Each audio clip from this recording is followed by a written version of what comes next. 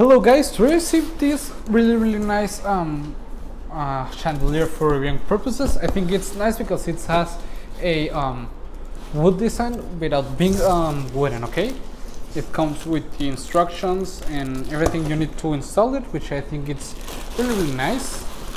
This is a plate. Okay, as you see, it has this really beautiful design that is wood-like grain.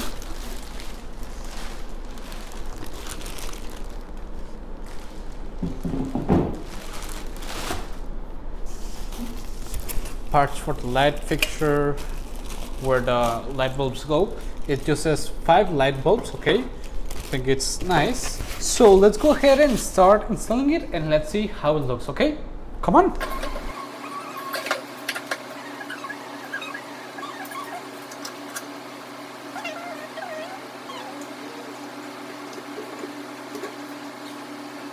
Okay guys, as you can see, it's already installed. I just have one light bulb left to place, and this is our regular light bulb, so you ain't gonna have any problem with it. Okay, so let's go ahead and place it.